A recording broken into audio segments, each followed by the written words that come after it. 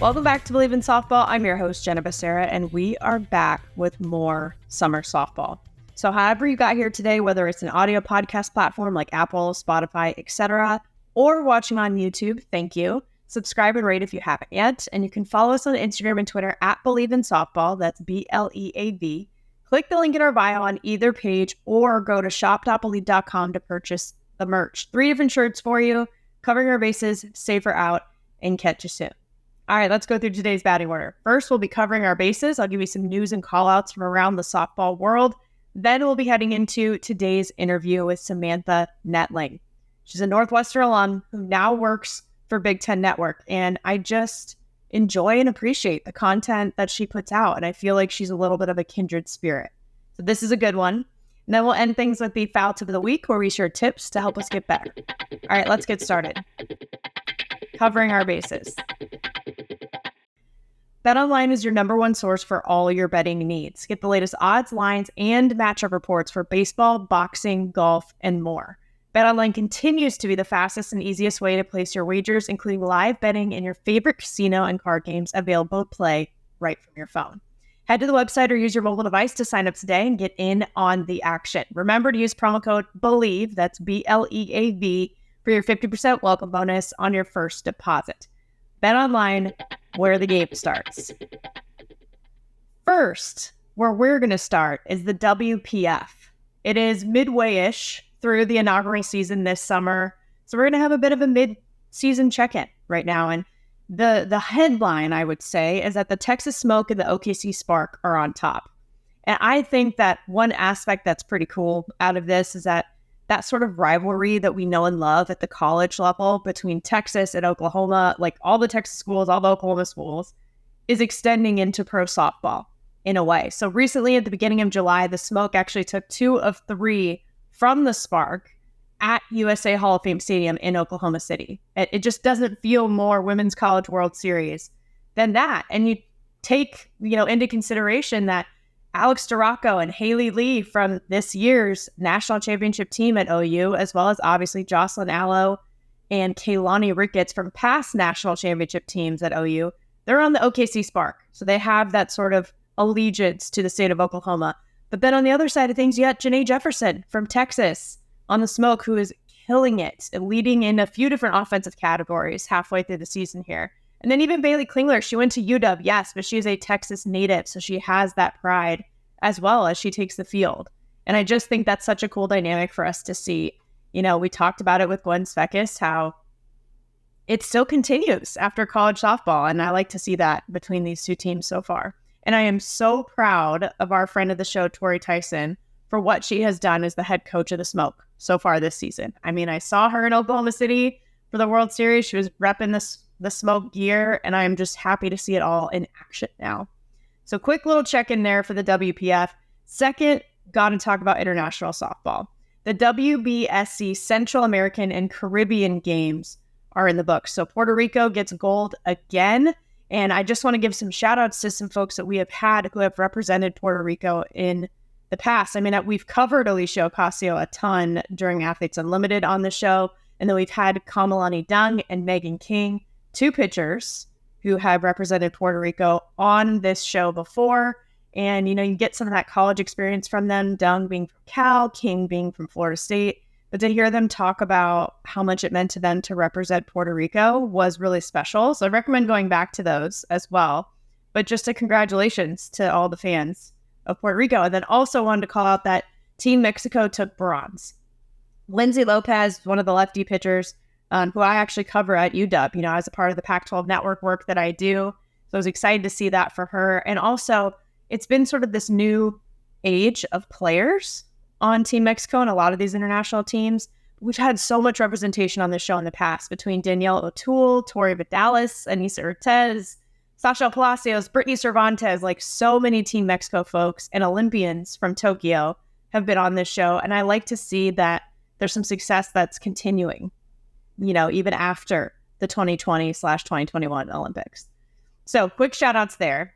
Then the WBSC World Cup in Dublin. So this is the qualifier. I said it before, but our recent 2 guests, Megan Framo and Gwen Svekis, are on Team USA. They're in Dublin right now as this is being recorded. And then Hannah Flippin, who we had on early in the show as well, who's represented USA for a long time now, Utah alum, she's there too. And I'm just wishing them all the luck in the world. Also wanted to call out Great Britain. Like, this is a team that started 2-0 against Australia and the Chinese Taipei team. And what they've had is this like theme while they've been competing is they even have a hashtag for it, hashtag why not GB. And I just like that mindset. And we've talked about this on the show before too. I think a lot of times when people are successful is not like, well, why me? And having that mindset, but more so like, why not me? There has to be someone who's going to do it, right? So why not me? Why not us? And I think that has a lot to do with the influence of the head coach, Tara Henry. You know, she's a UCLA alum. She knows what it's like to win, but then also covers the sport extensively for D1 softball at the collegiate level and just really gets to know the ins and outs of things. And I think she has a really interesting perspective that is helping this team. And I'm just excited to see some of that success that they're having early on, especially in the context of this being a European team. This is a key place for growth for softball. You know, we've had folks like Erica Piancastelli from Team Italy on this show before, and she's talked a little bit about sort of the strength and the talent that is within those European teams. But I think it's important to see those teams have success, to see them host an event like this there too in Ireland. This is in Europe, right? Like having this type of event be there, I think is helpful. And then having knowledgeable people invest in it, like Tara, for example, who can bring a lot of that information and spread that. That's how the sport has grown both domestically and internationally before. It's going to keep growing that way. And I think that's going to be key. You know, we wanted it to be in 2024, you know, in the Paris Olympics, and softball's not in it. These are maybe some little steps that we can build forward to, you know, hopefully we have it in LA in 2028 and then obviously in Australia in 2032 as well. But we just don't want this to happen again. We don't want to keep skipping some of the Olympic Games. So I think that's, you know, this is a good sign. This is a good thing to call out. Third, got to talk about college softball too, because even though we're not in season, there's still a lot of action. Like, this is just the nature of the game these days. It is year round. And there is a college carousel that happens in the summer. We've talked about some transfers, obviously some huge ones like Jordy Bahl going from Oklahoma to Nebraska, Elena Vodder entering the transfer portal as a grad transfer.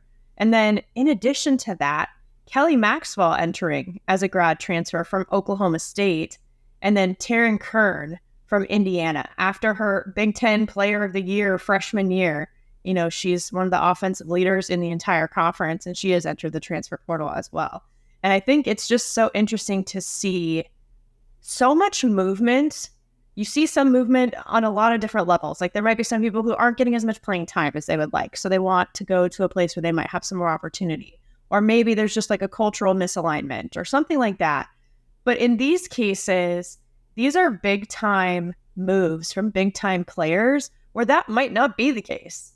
Like, Jordy Bahl had a good experience at Oklahoma. Elena Vodder had a good experience at Stanford. Maxwell, the pitching coach, is changing. He retired, so that's changing this year, but she had a good experience at Oklahoma State. And even Taryn Kern spoke highly of her experience at Indiana in her first year. So it's just interesting to see how these big decisions are going to have a big impact. And there is this sort of like domino effect that happens throughout the country when those types of things go down. Same thing with the coaches. There's a lot of movement, of course, but a couple that I want to call out that I think are key and very much at the top of the list when you're taking a look at this is DJ Gasso leaving Utah to go to Arkansas. Now, listen, we've had head coach Amy Hogue from Utah on this show. We've had head coach Courtney Deifel on this show from Arkansas. Love what they're both doing at their respective programs. I think as somebody who covers the Pac-12, you know, it's a loss for sure to have DJ leave the Pac-12. I think he was a key part, and Amy Hogue talks about it and has talked about it on the show and just before broadcasts every week that he's been a key piece to the run that Utah ended up making this last year, but just the build up to that and some of the mindset that he brought from his Oklahoma experience, his you know, I'm Patty Gasso's son, but also just his own experience to then bring that to Utah. And so I think that's going to be interesting going to Arkansas and like, hey, he's going to be in the SEC like mom pretty soon here and brother JT. And I think that's going to be interesting. Always fun. The other one is, you all know how I love when alums go back to their alma maters as coaches, because, and even if it's not alums, I love when more and more women are coaches, women who played the game, because I think that's huge. I just think it's such a big influence to have people who have actually done it before and can relate to the student athletes. And so with that being said, I think it's another layer when you add on the fact that they're an alum and they really know about that institution specifically. So all that to say, Carrie Eberly is going to be on the coaching staff at Oklahoma State. So I think that is huge. You know, we talked about Kelly Maxwell being in the grad transfer portal situation, but I think Carrie Eberly having the success that she had actually having transferred to Oklahoma State, now she's going back with some pro experience under her belt.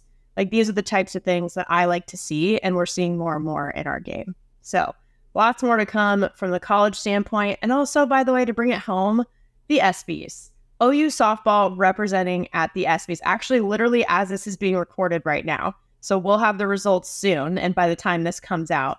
But just to see the team there, including Jordy Bahl, like, yes, she's transferring, but she was a part of this team, and they are nominated for best team after three-peating as national champions. That is a huge deal. And just what an awesome representation of our sport among other sports, and then obviously, especially at the college level. But someone who is deep in this world as well is today's guest. So let's head into the interview. She is a Big Ten Network analyst, Northwestern Softball alum, and academic All-Big Ten catcher, Samantha Nettling. Samantha, we did it. We've been chatting for a while, and now we're here, and I'm excited to talk to you. Yeah, I'm stoked to be here, Jenna. I was pumped when you reached out and just excited to continue talking ball in our off season right now. I know. It's kind of weird. And I feel like you're someone that you'll relate to this, right? It's like go, go, go for so long during the college season, and then it's summer, and we definitely still have softball going on and everything, which is great. But because you cover the Big Ten and I cover the Pac-12, it obviously like slows down a little bit. So how has, summertime been for you so far in that regard? Yeah, it's been good. I feel like, there's always the buzz right after, Oklahoma City, especially with the transfer portal and all the news that comes out there, and then coaching changes. And of course, now we have two great, professional opportunities for student athletes, so it's for me, it's following, Big Ten alums and former teammates of mine, both in the WPF and Athletes Unlimited. Thankfully, AU is right in my backyard, being here in Chicago in Rosemont. AUX just completed, and I'm excited for champ season again. So it's fun to still be able to get our softball fix in what has previously been, a more down time of the year. But yeah, it's been exciting. It has been a crazy off season to say the least, especially as a Big Ten follower. Oh my gosh. I mean, you said it. You said it. Okay, so yeah, with that, we'll start with that because there's so much going on there. I mean, I think that the big thing, right, that everyone's aware of, obviously, is Jordy Bahl transferring to Nebraska. But to me, and I would love to hear your perspective, it's not just like, oh, she's a really good player, right? Like, it felt like a bigger move than that, and sort of a bigger statement or a bigger shift that we're about to see within college softball. What do you think it means for the Big Ten? I think it is the beginning of this conference being in a much greater spotlight than I think it has been in at least the past couple of years. I mean, I said it as soon as I heard the news, right? It was kind of hinted at in her initial announcement. And of course, when it was finally official that she was coming home to play at the University of Nebraska Lincoln, the Big Ten Conference in terms of softball has not had a superstar name of this national caliber, in my opinion, since Sierra Romero. I mean, we've had some unbelievable athletes since Romero's time, but I mean, just in terms of the recognition in every state across the sport knows who Jordy Bahl is. So I think not only going to elevate the Nebraska program, a program that I think is a lot better than people may realize, and especially on the offensive side of the ball. I mean, she has a loaded lineup that is going to be playing behind her. But yeah, just to have more eyes on the conference that is typically, it's struggled in the past couple of years to have that star power. We had it a little bit with Taryn Kern and her phenomenal freshman campaign. And of course, the Northwestern going on their World Series run last year definitely helped. But this I mean, it elevates the state of Nebraska and athletics in that state. It elevates the Nebraska athletic department, and it elevates the Big Ten conference and the Big Ten softball as a whole. So I think she understands that. She you hear in all of her press conferences, she's so humble about that impact, and she's just so proud to now be able to play in front of her home state and her home crowd. And already, I mean, I think the number was up to 3,000 on the wait list to be a season ticket holder for Nebraska softball fans. I mean, that's a program and a stadium and a crowd that already packs Bowling Stadium, right? It's not they're not, you know, it's nothing new to them. I mean, this is a following that sold out a volleyball game in a football stadium in 48 hours, 80,000 strong. I mean, the Big Red Faithful is really second to none, and I think to just see them, embrace her and embrace what this program now can strive for. I think with an arm of that caliber in the circle, it's huge. It's been awesome to see the buzz around Nebraska and just the conference as a whole. Totally agree with you that the Big Ten, it's almost like if you know, you know, right? But then not everybody necessarily pays attention. And I feel that a little bit with the Pac 12 as well, For because sure. it's, very, very much more on the East of the focus and everything. But I agree with you that this move by Jordy, like I said it, and I will say it again, I think it might be one of the biggest individual decisions that we've seen in college softball to really make a shift since Monica Absolutely. Abbott. Since she decided to go to the SEC from California back when the Pac 12 was so huge. I feel like For this sure. is possibly one of those moments, and I think Nebraska, too, I agree with you on that as well. Rhonda Revelle came on the show, and it was so awesome getting to talk with her. I mean, it's like 40 years she's been in the game. You know what I mean? Like, I don't know if we always appreciate sort of that history and that type of commitment as much as we should. And I feel like there's a lot of that in Big Ten softball, and actually a lot of women who are leading as well. Yeah, and not only Coach Revelle, I mean, Coach Revelle played at the University of Nebraska, right? Her coaching staff is built of Nebraska alumni, and there's just so much pride in it, right? You look at, a Maddie Fowler that is just blossomed in that athletic department herself, and continues to support the program in like a broadcasting capacity. I mean, there's just so much pride in that softball program, and I think Jordy has gone about it in the right way in terms of she's not coming in to do anything more than what this program is capable, right? Like she's played with a lot of these athletes before. This is a lineup that has a lot of homegrown talent from Nebraska. They played travel ball together. And yeah, I think it's exciting. Coach Revelle is it's been awesome to see the resurgence of the program with her continuing to be at the helm. And it's an interesting time in the Big Ten, right? Because Hutch stepped down, right? And then it was kind of okay, who is kind of the leader, right? For so many years, for 3 decades, it was Carol Hutchins and Jackie Joseph at Michigan State, and they both stepped down in the same year. And I asked Coach Revelle and Coach Drohan about that, kind of being more of the veterans in the conference now to lead this group of coaches that is just so diverse across the board. There's so many women leading these programs. There's we have 2 women of color in our Power Five conference, and there's a lot of new faces. There's a lot of people that have kind of been around the block for a couple of years, but those two I really feel are kind of the veterans in that room, in that coaches room. And you just hear them speak with such a passion for this conference. Like you said, it's not unknown that the Big Ten kind of gets overlooked at times, right? And they're just continue to have so much pride, so much passion for their student athletes, for their programs. And I think I'm personally excited to see the Jordy Bahl effect of those new eyes now come to see what kind of the conference followers have known for a while, right? That there is some incredible talent in the Midwest and in these institutions. And yeah, it's an exciting time to be a Big Ten softball fan. Then you look at the 2025 season when we're going to have UCLA, and that's gonna bring a whole nother set of eyes from the West Coast. I think it's going to be very interesting to see kind of just the landscape of college softball shift in the next couple of years. literally the perfect segue because I want to know your opinion. Obviously, our loss is your gain in terms of the Pac-12. And like, yes, it hurts. It hurts. But also, I do think to your point, like there are some opportunities here with that move with UCLA. We're not mentioning USC for obvious reasons. They don't even have a team. So we'll keep that in the football conversation. But for softball, to have those things come together, like that's going to be Jordy Bahl's senior season. But then also we're going to have UCLA in the middle of all of this. What do you think that combination is going to be like?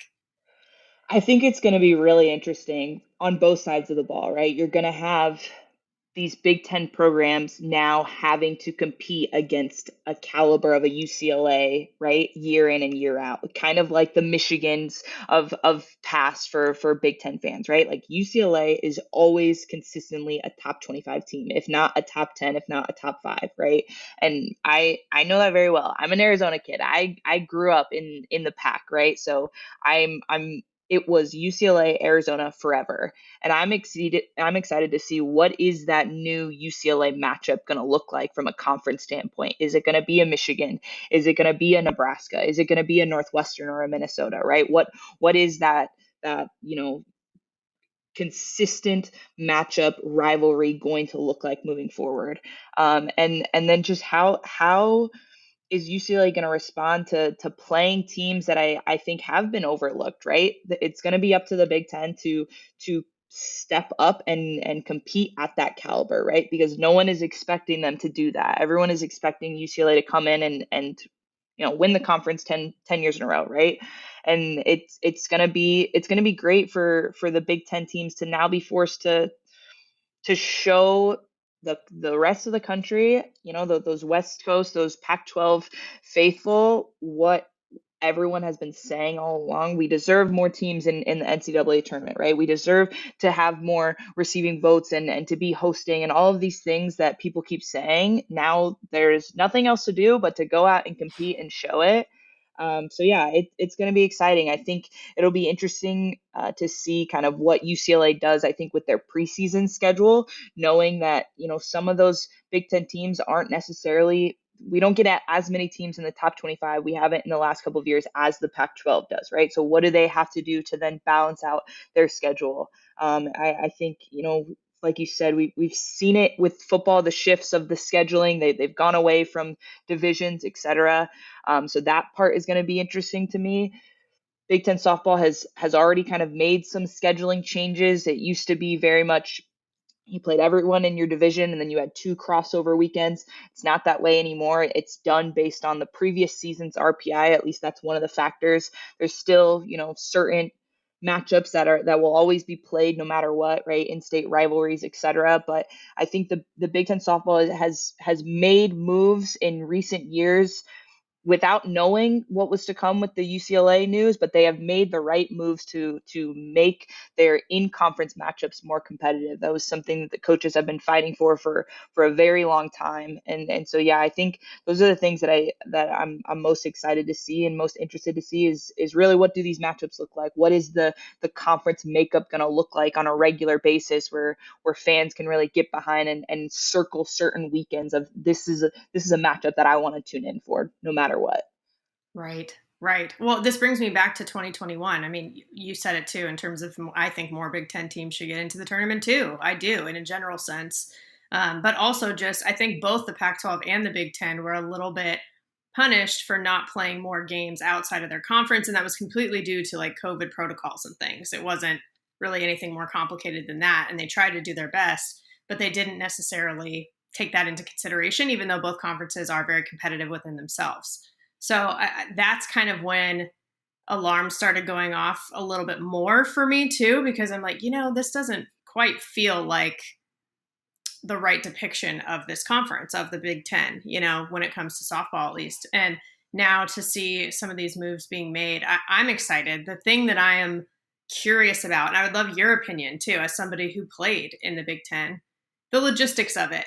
Like less so if you're, in Chicago, like if you're in at Northwestern, already in the Midwest, but like for UCLA, the travel, going back and forth and all that stuff. And for me, I'm like, they're going to have, I think, a little more academic support because you'll miss more school, things like that.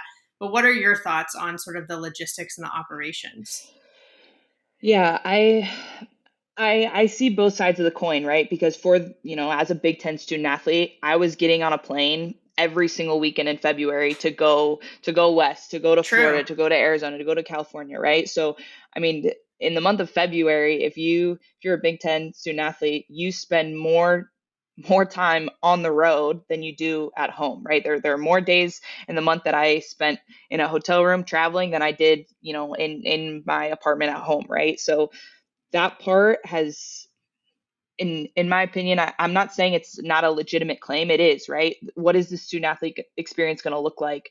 But it has been asked of other student athletes in other university settings for a long time now.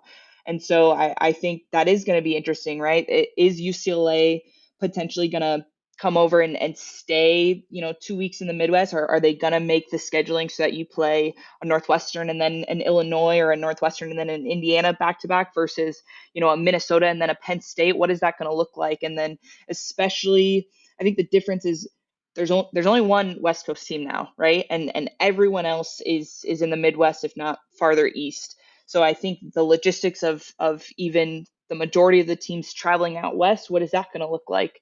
Is it only going to be one weekend of it a year? How are they going to rotate who goes and visits Easton Stadium?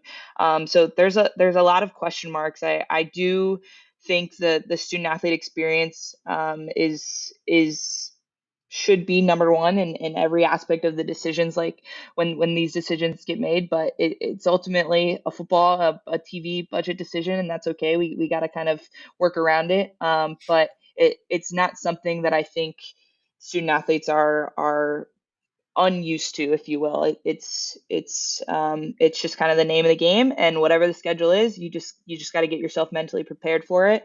Yeah, I think in terms of the support, who's going to be traveling with those UCLA student athletes? Is there going to be an academic advisor that joins them on the road? What is, proctoring exams, et cetera, going to be like, especially for a school that I think they're on the quarter system, right? So that's even there. It's extended even longer. You typically get a break between winter quarter and spring quarter, but it is different than the semesters system. It does go longer into the college softball season, that they're still in class and in school. So a lot of question marks there, but it's just always funny when people bring up the travel of what is that going to look like. They're going to be on the road every single weekend, and it's like that's the reality for a lot of universities that play in climates that, aren't exactly conducive to spring softball. From February all the way to, I mean, you don't typically play your first home game until mid-March at the absolute earliest, if not end of March, early April. So it's not a new issue, I guess, is what I'm saying, in terms of what does a travel, what does the weight of a travel schedule like that look like, and how is it going to affect the student athlete experience? This is a really good point because while it's new to UCLA, it's not new to college softball, to your point. Right. And that is something that always comes up when I talk to folks who have a background or are tied to conferences that are further east, like either in the Midwest or on the East Coast, where there is more weather. I mean, Rhonda Revelle said it too on the show. She said she actually ran into Kelly I like not long after the announcement. They're out recruiting and things. And she was like, yeah, wait till you learn about the real feel rule. And Kelly's like, what? And I was like, I didn't know what that was either. Right. Yeah. Because like, it's just not something you're used to, Yeah. but it's like, this is not new. Right. And I almost wonder if it's interesting because it'll shine a little bit more of a light on those types of challenges. Cause I don't think those, and not just in the Big Ten, but across the board, I don't know if we pay attention or like consider those types of things enough or very often when we have sort of these like national landscape conversations. For sure. And it's not just a Big Ten or an East Coast thing, right? It really is about the teams that are able to host their own tournaments, right? I mean, again, growing up in the Pac-12 in the desert, Arizona and UCLA used to host almost every single preseason tournament that they had, right? Yep. They would have 20 some home games before conference season even started. Like that's not the case for most universities out there. Especially, some of the outside of the top 25, I would say it's not the norm. And yes, now we have more of the um, like third party tournaments, if you will, right? There was always Cathedral City, ASU used to host the Cajicala, et cetera, but now you have more of the Judy Garman and Fullerton was always there, but now you have Clearwater. That's 2 weekends now, I want to say, and so you have more of these less like university hosted preseason tournaments and more of just a third party site where universities go and travel to. But yeah, it's something that's kind of always been there. I think the weather for sure. It always cracks me up when the Big Ten has some type of rain delay, et cetera. It's like, oh, here the Big Ten has some rain delay, and it's like there were games canceled all across the country this weekend for rain, right? Like this isn't just a Big Ten issue in Right. terms of just the having to deal with climate changes right now. I do think biased, but I do think Big Ten teams are a little bit more accustomed to dealing with that. What does that look like when I have to warm up and get ready for a game and then I have to sit, right? Or I have to have a game that's stopped in the middle of it, or I have to play more double headers potentially in conference season just to deal with changing of the weather and trying to get all three games in a series in a weekend. So yeah, I do think it's going to be interesting. It'll the real feel, yeah, there's uh it, it takes a special student athlete to play in the Big Ten, knowing those types of external factors that are outside of your control that you have to deal with, and the programs, the equipment staffs, the field and grounds crew know how to make a field playable better than I think any crews in the country, just because, right, they have to. But yeah, it's definitely an added variable for sure in terms of just playing in that type of competition under those circumstances.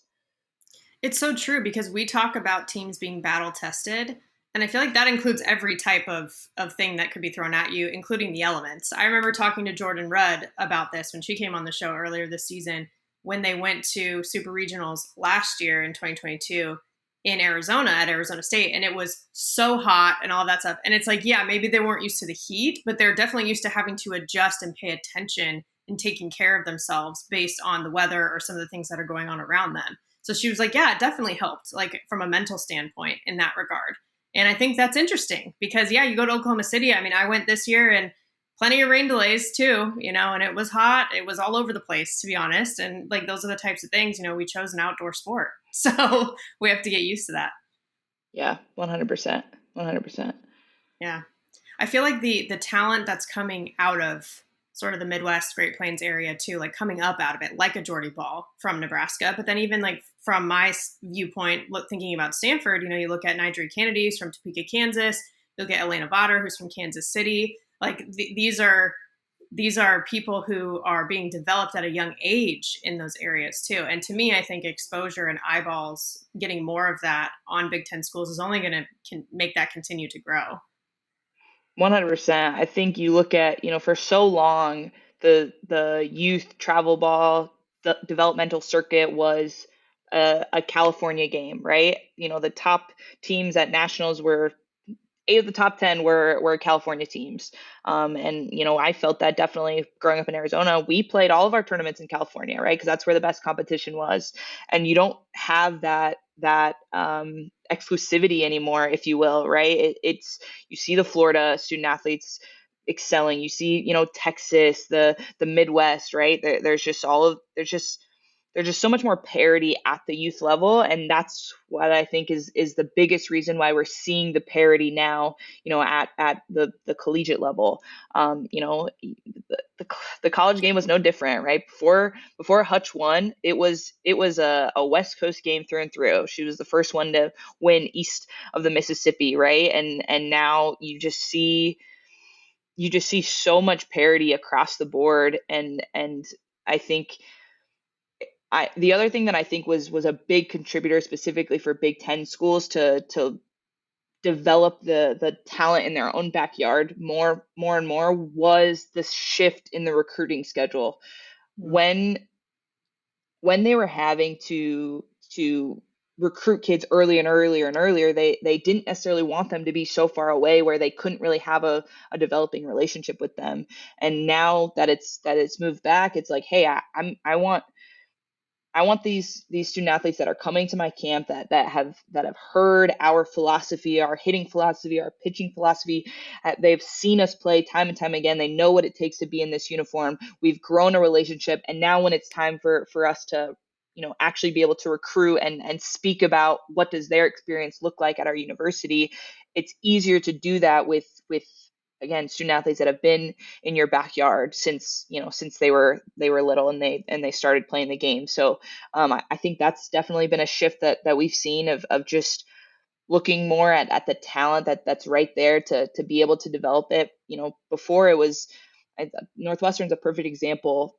For so long they had almost half their roster was California West Coast kids, and I think about just their past group of 5 5th years, right? 4 of the 5 were Midwest kids, right? You get 2 Illinois kids, an Indiana kid, an Iowa kid. Of course, you got an arm from California because we still got to have one West Coast kid on the roster, but you are just seeing the development happening at the youth level now.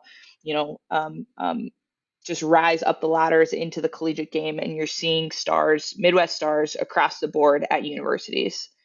Yeah. Gosh, you're so right too about, the travel ball situation. One of my teammates who, I mean, people know who she is, Ashley Hansen, she's from Arizona too. She's from Chandler, and she would play on the Firecrackers in California for that reason. And you're right. I think there's less and less of a need to be doing that. And I'll notice on rosters and in bios when I'm prepping for games or whatever, like what teams people played for. And I am seeing it be a little bit more diversified. Like, of course, a lot of SoCal kids are still playing for the Batbusters and Firecrackers and whatever. But I'm seeing all these other players who are playing for different programs, even at that level. And it's nice because it also means that like the schools are aware of those institutions too, to then go recruit. And it's kind of keeps that cycle going. Yeah, travel softball is crazy, and it has exploded, and it's even crazier now than when I was going through it, right? I mean, you had kids recruiting or getting recruited and committing at like 13 years old. It was crazy. But yeah, I agree with you. I think there's a parity there. Um, it's still just a rat race in terms of who do you play for, and what is that team name, because recognition people feel like is everything. It's just so different than I think than a football that's so heavily on like what you do in your high school, like for your school, and your film that's sent out. It's so different. It's very much about who do you play for, etc. And I do think you see more elite programs outside of California right now, right? I think the Bandits were one of the first ones to really do it, right? To really have a stake in the Midwest part of the country. And now you have, an Iowa Premier Gold that's a nationally recognized program. You have a Nebraska Gold, a nationally recognized program, et cetera. Those are just the ones that I'm familiar with now being in this part of the country, but you are seeing more and more versus before, like you said, it was like a Firecrackers, and then there was like 3 Firecrackers in the top 10, and then the rest was like a Batbusters, sometimes a Corona Angels or a California Cruisers. Like it is getting more. You're just getting more parity to different parts of the country, different types of play. That's my favorite part too. When you get this, at a university, you get this blend of players from all walks of life and from every part of the country. The style of play is just so different depending on where you go, and it makes for a really fun atmosphere at these universities that are kind of casting a wide net when they go out recruiting. And there's more learning there. I mean, every person I've talked to on this show that has experienced playing softball at the international level, so like playing against other countries, and whether that's they were playing for Team USA or they're playing for another country, but getting to play against all these countries in the Olympics or even at the World Cup, whatever, have said that they love learning from the other country's style of play. Like Japan is always referenced, for example, because the way that they approach the game. But I think that's an interesting point from you that there's a little bit of that in terms of regions within the U.S. too, and the way that I forget, how big our country is sometimes, especially compared to like Europe. But yeah, like there's a wide breadth of people and styles, and it's an opportunity to learn, which is really cool if you think about it. Yeah, I think again, I also grew up in a football family, so that's where a lot of my analogies go to. But I mean, you look at like the difference between Big Ten football versus Pac-12 football, right? Like Big Ten has always been, it's about who wins at the line, and it's a running game, et cetera. And it hasn't been so much of play action pass, et cetera. And the same type of elements of strategy differ in the sport of softball in different regions, right? In terms of the West Coast used to be a very fast paced, again, thinking of Arizona, UCLA slapping, like there used to be 2 or 3 slappers in every single lineup, and they used to just kill you with their speed. And the Midwest used to be more of a power hitter, a ton of righties that could just knock the ball out of the park, right? And you're just seeing, even from a pitching mentality, right? There are still programs that are very much, hey, we are a one pitching staff, we ride this arm forever, versus others that are very much, we pitch by committee no matter who's in the circle, or we want our pitchers. Nebraska comes to mind as well. Of Coach Ravel has had such a reputation for loving hitting pitchers. She's had so many throughout her program, and so just those different philosophies from coaches, very amongst conferences across regions, etc. And yeah, it's just fun to see the game played in so many different ways, and so many different types of approaches of the same game. That's a really good point about the hitting pitchers. So anyone who listens to the show knows this about me, but I love pitchers who hit, hitters who pitch, whatever you want to call it. And that's something that I always talk to UCLA folks about too, because you mentioned it in terms of Rhonda Revelle, but also, you think about the Lisa Fernandez, it's like every generation of UCLA has had that, to like Amanda Freed, to Megan Langenfeld, to Rachel Garcia, right? Like it just kind of keeps going. And that's something that I'm interested to see how that plays in the Big Ten, for example. So it's so interesting how all these little nuances come together, and that's why we're nerds. That's why we do what we do with the broadcast and everything else, because we like to analyze all of this stuff. 100%. And like you said, make comparisons to previous generations of the game, right? Like I grew up, again, I went to high school at the same high school that Kenzie Fowler did. Had the opportunity to play with Maddie, but I remember Megan Langenfeld very well from watching those World Series battles with her and Kenzie. And yeah, then you look at, I mean, Coach Ravel has always been a big proponent of it. You think of, Tatum Edwards as a hitting pitcher, and even Courtney Wallace this past year as a dual two-way player. Now, obviously, I think we're going to see Jordy Bahl in the hitting lineup as well as in the circle. A Brianna Copeland from Indiana comes to mind as well.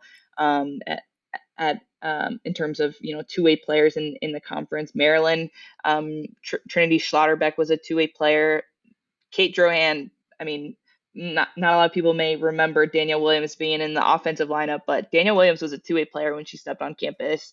And there was a point in time where I want to say it was like 2019, 2020, 2021, where almost every single pitcher in Kate Drohan's lineup played both sides of the ball.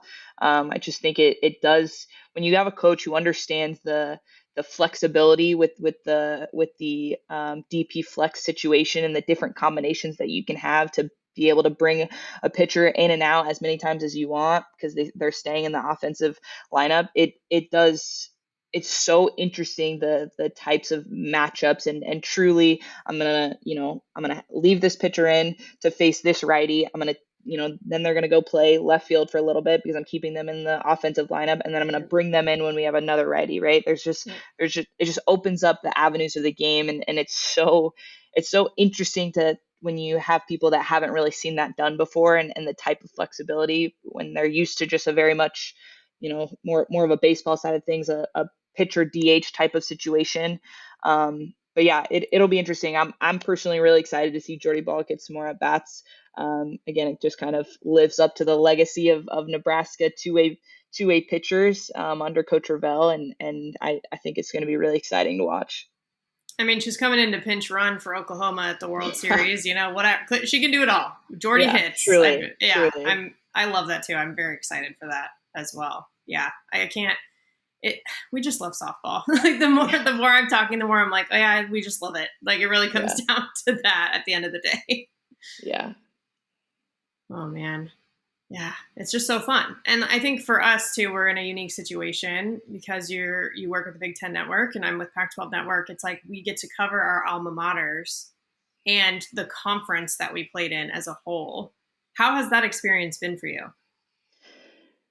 It's been awesome. It was something that I was not expecting to kind of happen. It is not my full-time job. I very much do it as a very passionate side hustle in the spring when they call me back. But that change has been one that I think I was unexpecting the most. Just my love for this conference has grown tremendously. I used to joke, my assistant coach in college, Carol Drohan, used to always tell me, we want every single Big Ten school to win except when they're playing us, right? We want the conference to do well because it helps us. And I used to hate every single school that we played. I just had so much pride, and I was such a competitor. I was like, I hope they lose every single game, including when they play us, right? I don't really care, right? We'll find a way to get into the RPI high enough to make postseason. I just had such uh, headstrong just hatred for every single program we played. Obviously, you have respect for them. I've grown to love those coaches even when I was a player that we competed against.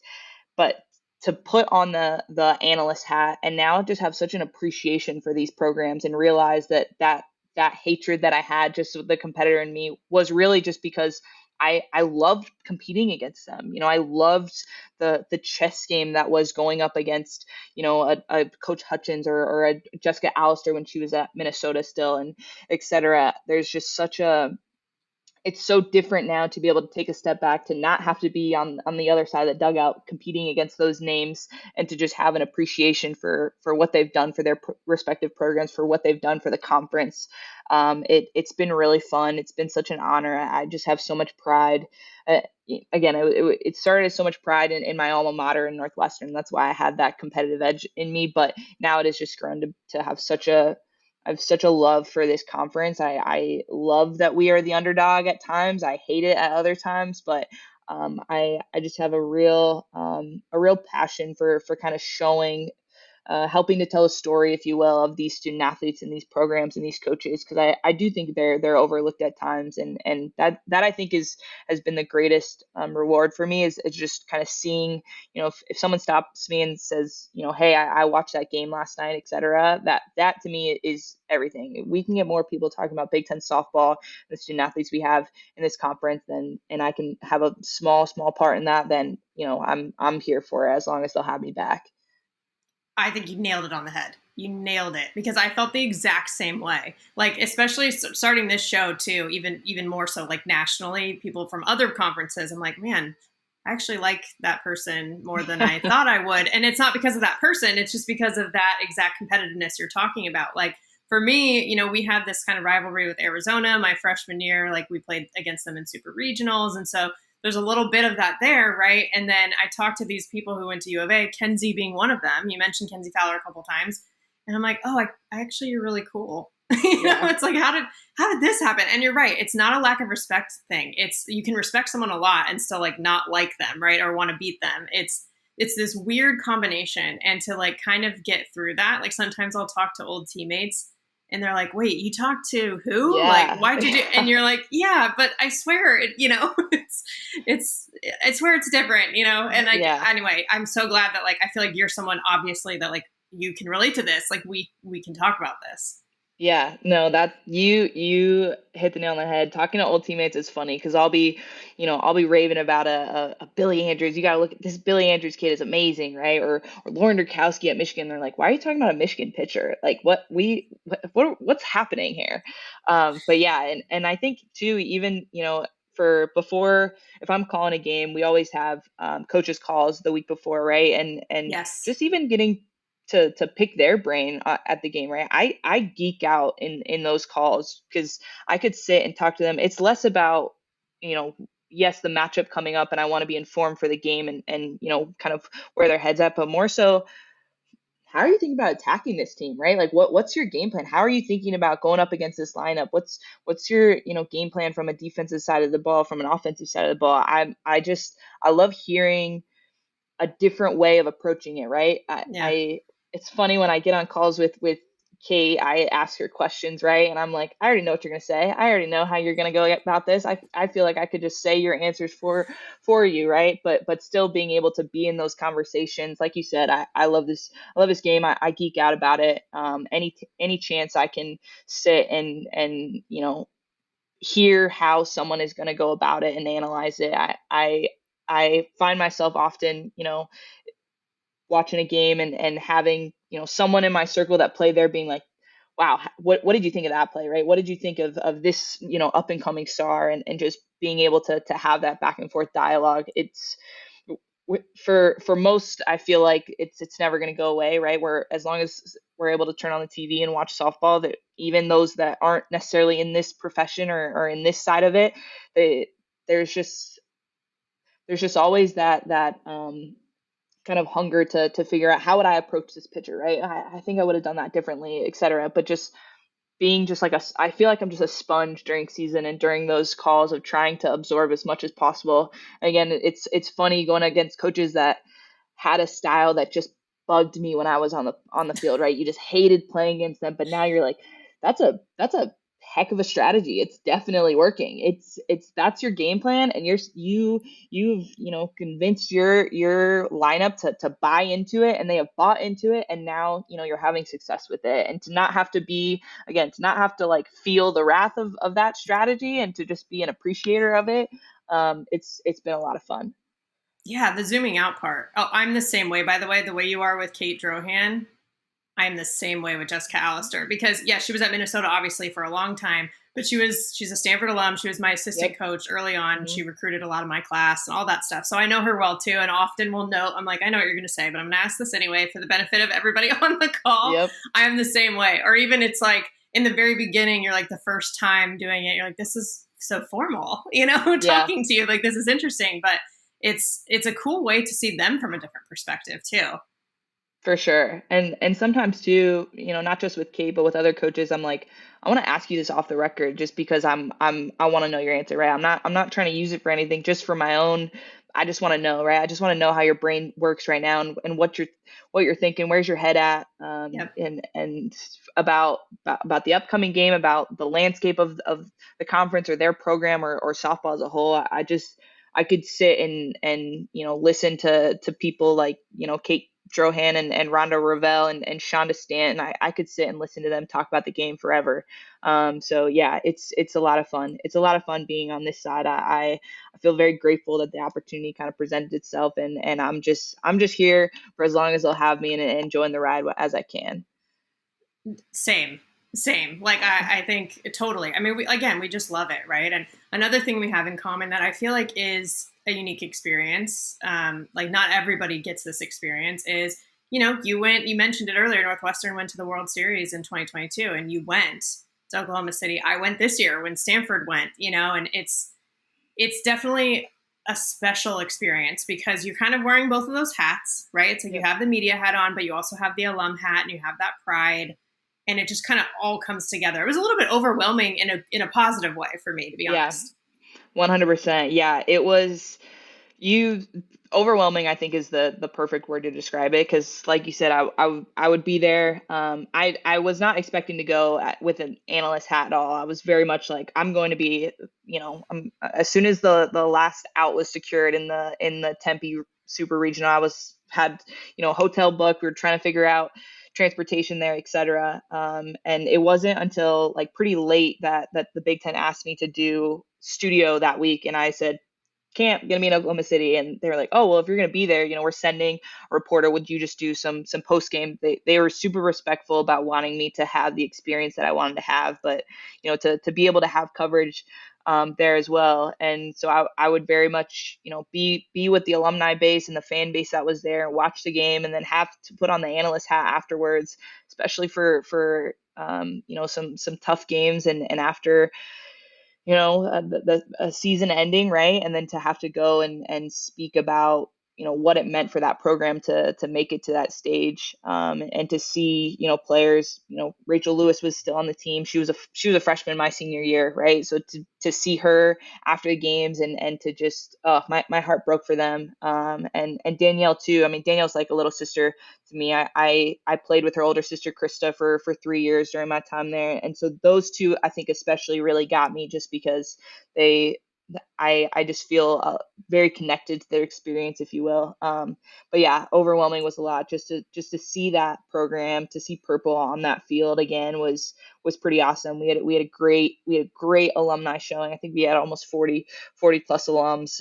Just have a buzz around the athletic department again. It really reminded me of, in the fall of 2018, I went to, when Northwestern football was in the Big Ten championship.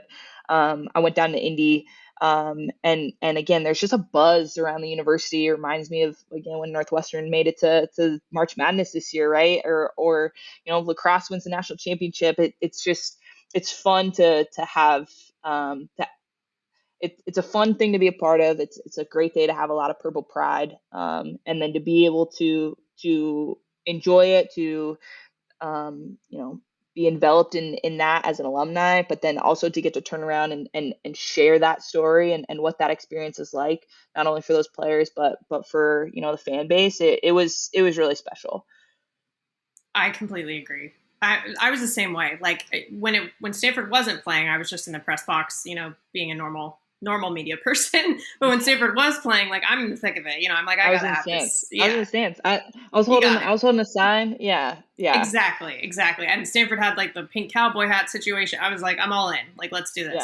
Yeah. And I had gotten to know the parents pretty well, so I didn't overlap playing with any of the girls on the team, but I had covered like the fifth years, their entire careers, for example, and the fourth year seniors. So I had gotten to know the families really well, and it was really just a cool community experience to be able to have that together. And then also have, like, yeah, you said you guys had 40 plus. That's amazing. We had like 25 or so, I think, alums. And it was similar, I thought. And I thought of you all actually when we were planning it, because I always feel like Northwestern's like this pocket of purple, in the middle of it. And I saw that in 2022 and I loved it. And we felt like that was going to kind of be us too, especially because Stanford played Oklahoma twice. So there's a lot of crimson and cream.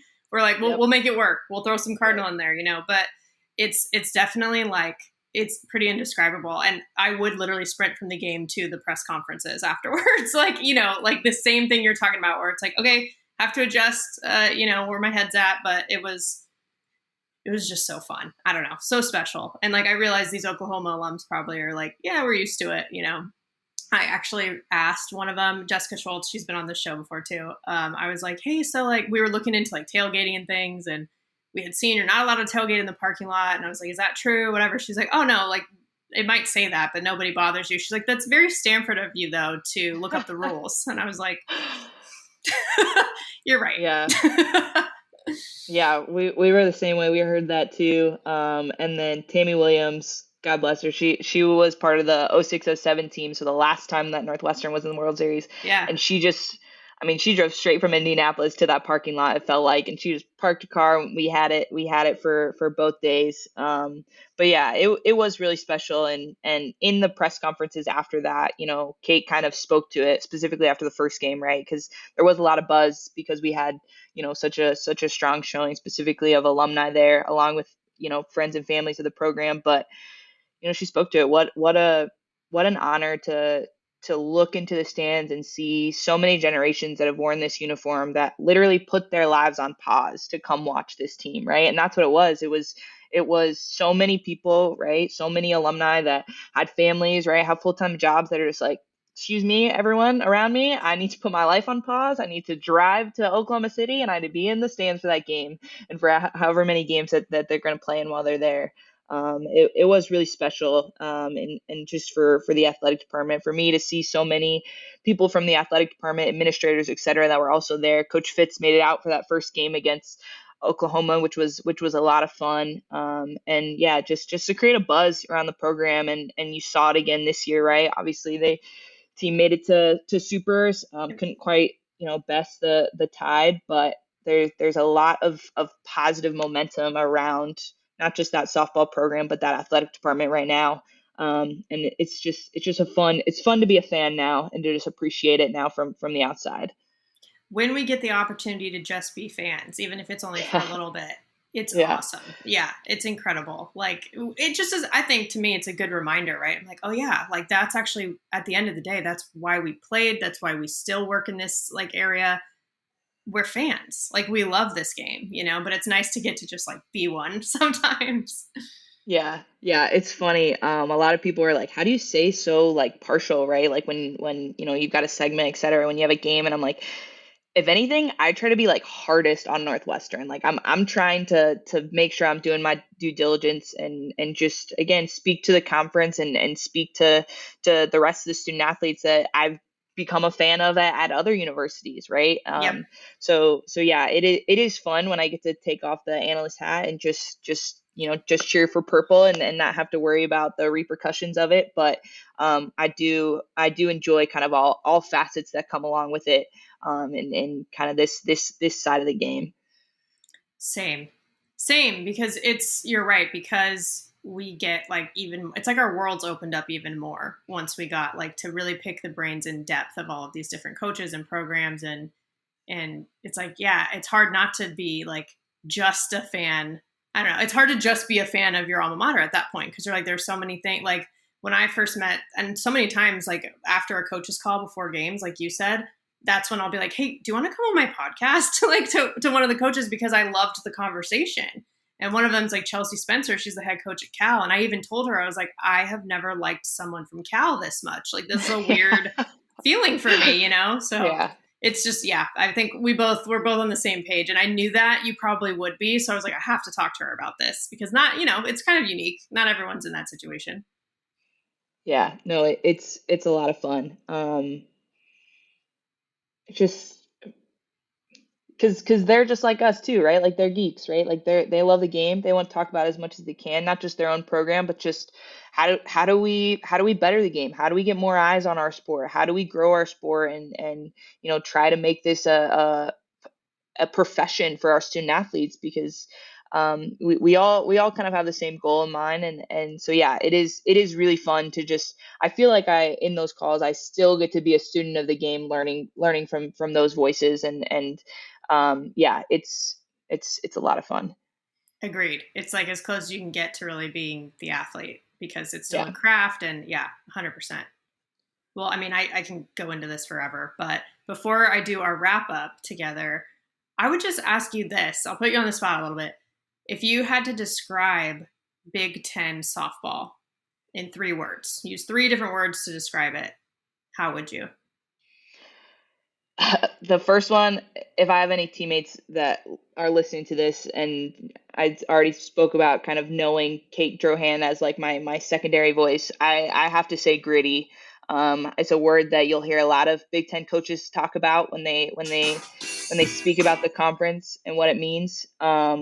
Because of everything that we spoke about, right? The external factors that come into play. You have to be so mentally tough to be able to get up and not know what that day is going to throw you in terms of the weather, in terms of scheduling, et cetera, to be able to, again, go and play your first 5-6 weeks on the road and try to make a name for your program, to be high enough in the RPI to then have a legitimate shot in the selection show conversation at the end of the year. There's so much that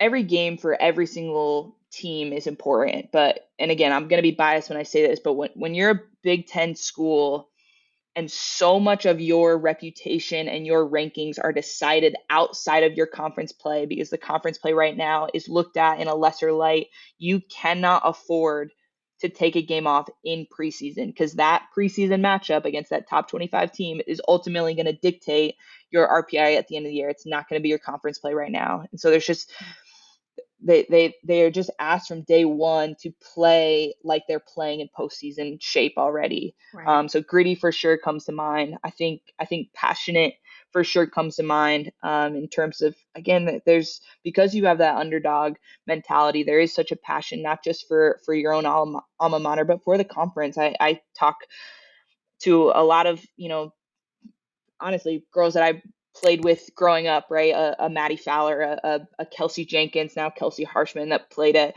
Wisconsin, about the pride that we have for being a Big Ten student athlete.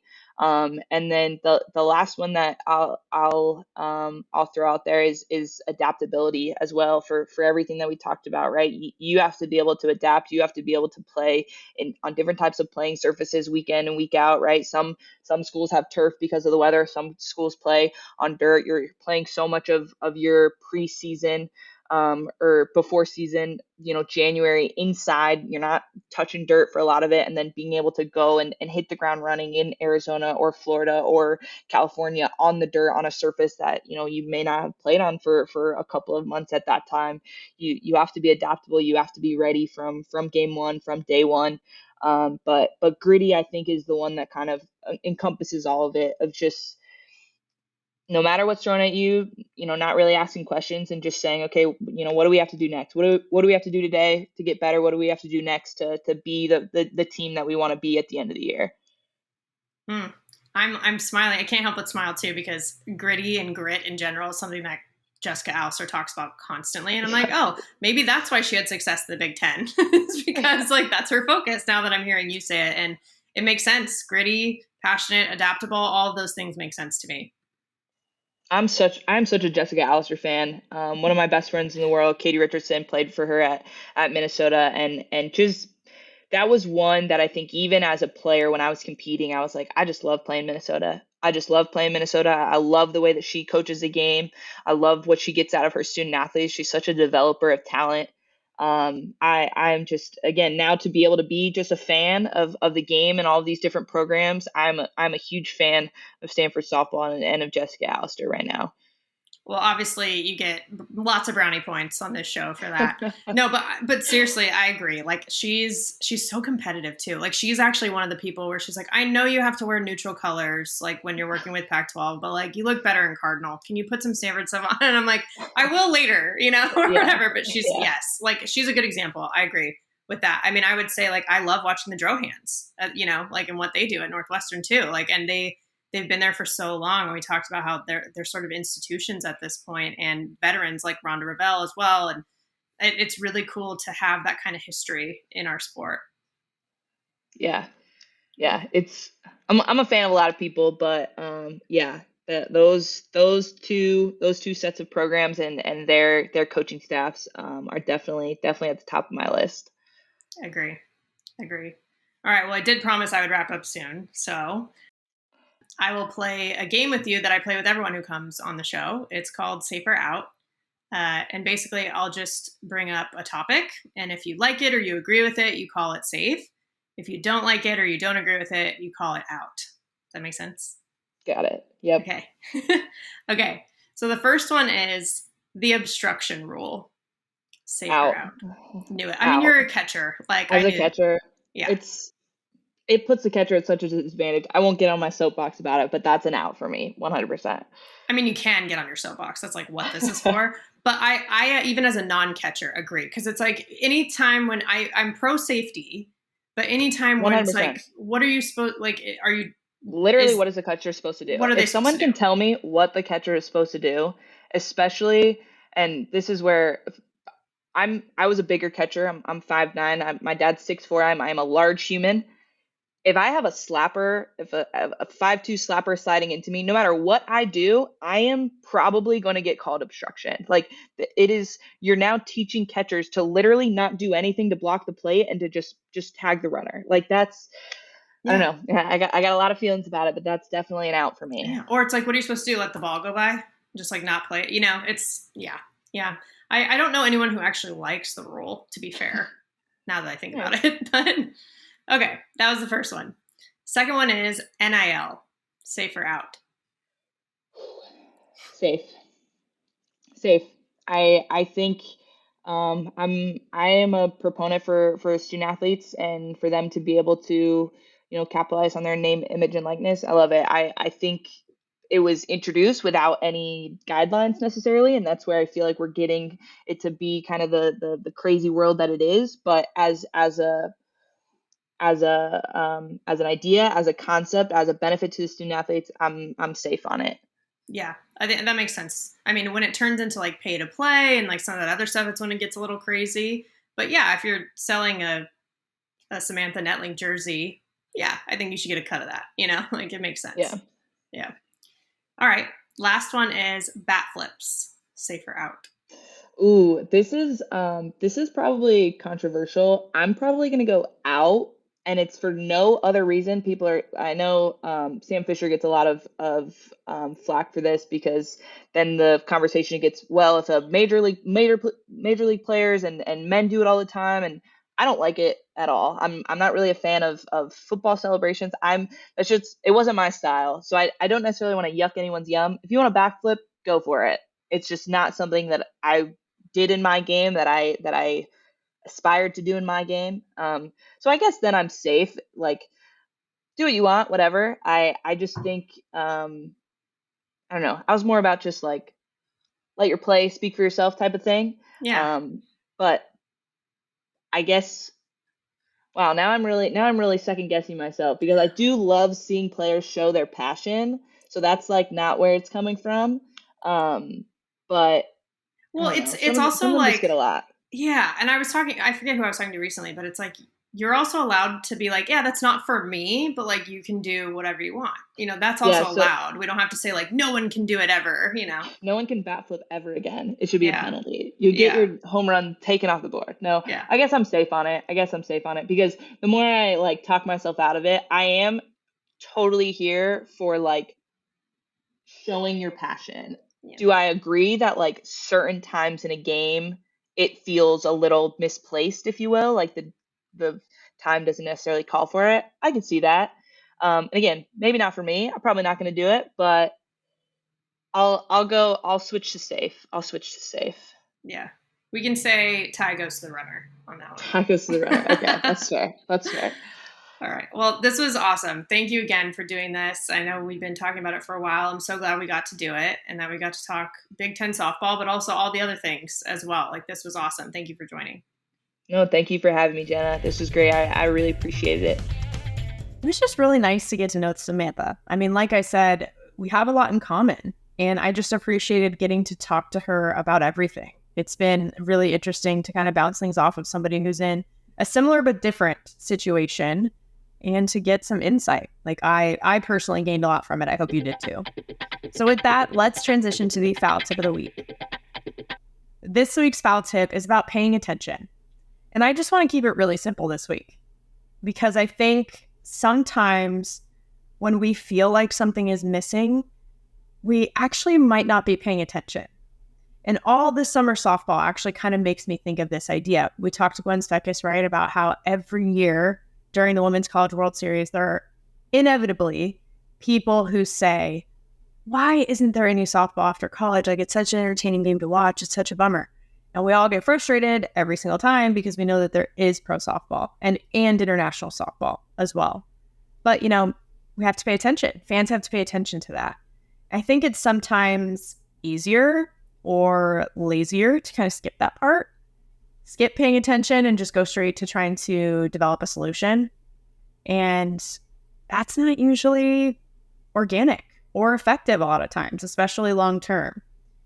Someone asked me recently, like, how I source stories and pick guests for the show, for example, and things like that. And for me, the answer really came down to paying attention. The stories are there, the talent is there, the people are there. Sometimes it's about paying attention to what is before you try to make it better or try to start something new or try to change it. Now, in a business setting, for example, like when evaluating and optimizing operations, in my experience, the first thing I always do is analyze the current state. Because to me, I'm like, you have to understand what's happening right now first. And that means paying attention. It's like studying history. We talk about like paying attention to history so we don't repeat it, at least don't repeat the bad stuff. So there's, obviously room for reinvention and revolution and change in life. Like, it is inevitable, but I think there's value in starting by paying attention. So that's it. Pay attention. That's a foul tip of the week. You've been listening to Bleav in Softball, part of Bleav Network and presented by BetOnline. The show is available anywhere you get your podcasts, wherever you listen, including Bleav.com and YouTube too. Subscribe to the show, rate the show, and if you liked it, write a review for it. You can follow us on Twitter and Instagram, again, at Bleav in Softball. That's BLEAV. You can also reach out to me personally on Twitter at JennaBecerra01 and Instagram at JennaBecerra as well. Thank you for tuning in, as always, and catch you soon.